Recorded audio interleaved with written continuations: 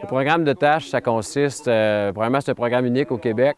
On touche vraiment à tout, que ce soit le poisson, les invertébrés, les plantes. Et puis, on fait beaucoup de terrain. On sort énormément là, en deuxième et en troisième année pour réaliser des inventaires fauniques et floristiques dans le but de caractériser là, plusieurs habitats, souvent dans une optique d'aménagement de la faune éventuellement.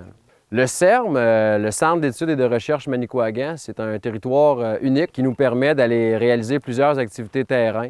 On a toutes les infrastructures là-bas là, qui nous permettent justement d'accueillir des classes et puis d'aller réaliser des activités. Les emplois pour les finissants en tâches quand ils vont terminer, c'est très variable. Comme le cours est aussi très large, on ouvre plusieurs portes là, de champs de travail. Et les étudiants vont pouvoir travailler pour des EC, pour des pourvoyeurs, pour le ministère de la Faune, Forêt, Parc, Pêche et Océan Canada, donc les différents paliers de gouvernement, plusieurs petits organismes sans but lucratif aussi. Donc c'était très vaste. Dans le 15 Pélican, vous allez avoir votre GPS et votre radio. Le radio, vous l'ouvrirez, canal 6.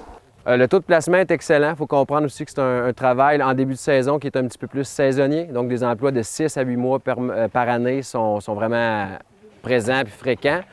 Le candidat idéal pour le programme de tâches, en premier lieu, c'est quelqu'un qui est passionné par la nature, qui a un respect de l'environnement, qui accorde une importance au développement durable, mais qui veut aussi quand même exploiter les ressources d'une bonne façon. Okay? Notre but, c'est ça, c'est au final, c'est d'exploiter, de permettre la pêche aux familles ou la chasse ou la découverte, mais en respectant la nature derrière tout ça.